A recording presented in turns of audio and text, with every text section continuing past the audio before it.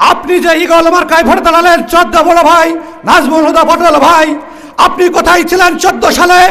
আপনার বাবার ভোট করতে গিয়ে অস্ত্রের হুমকি, রাস্তার হুমকি, জানমালের নিরাপত্তা নিয়ে পথ চলেছিলাম আমার মতন একজন কর্মী। কোথায় ছিলেন আপনারা?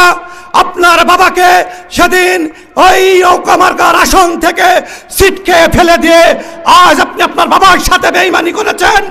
আপনারা 19 সালে উপজেলা নির্বাচনে আপনার ভাইয়ের সাথে কাঁধে কাঁধ মিলিয়ে আমি নির্বাচন করেছিলাম।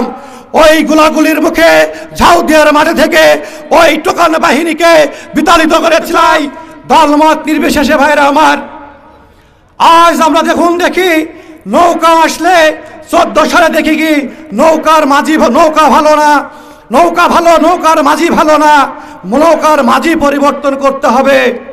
আপনারা 14 সালে নৌকার মাঝি পরিবর্তন করলেন, করে কি করলেন? মাঝি পরিবর্তন করার পরে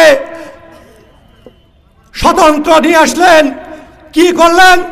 আমি অত দূরে অত্যন্ত কোনো ইউনিয়নের কথাই বলবো না, আমি আমার রিফাতপুর ইউনিয়নের কথাই বলি। এই ইউনিয়নে বিভিন্ন সময় বিভিন্ন মানুষকে হুমকি ধামকি, পুলিশ প্রশাসন এবং সালিশ বাণিজ্য থেকে শুরু করে বিভিন্ন চাঁদাবাজি, টেন্ডারবাজি করা হয়েছে। ভাইরা আমার, আজ আর এক স্বতন্ত্র প্রার্থী, আপনি যে ঈগল মার্কায় ভোট দাঁড়ালেন 14 বড় ভাই নাজমুল হুদা পটল ভাই, আপনি কোথায় ছিলেন 14 সালে? আপনার বাবার ভোট করতে গিয়ে অস্ত্রের হুমকি, রাস্তার হুমকি, জানমালের নিরাপত্তা নিয়ে পথ চলেছিলাম আমার মতন একজন কর্মী। কোথায় ছিলেন আপনারা? আপনার বাবাকে সেদিন ওই নৌকা মার্কার আসন থেকে সিটকে ফেলে দিয়ে আজ আপনি আপনার বাবার সাথে বেঈমানি করেছেন। আপনারা 19 সালে উপজেলা নির্বাচনে আপনার ভাইয়ের সাথে কাঁধে কাঁধ মিলিয়ে আমি নির্বাচন করেছিলাম। ওই গোলাগুলির মুখে ঝাউদিয়ার মাঠে থেকে ওই টোকান বাহিনীকে বিতাড়িত করেছিলাম। সেদিন অনেকগুলো গাড়ি ঘোড়া ভেঙ্গে বাড়িতে ফিরে এসেছিলাম। সেদিন কোনো খোঁজ খবর নাই।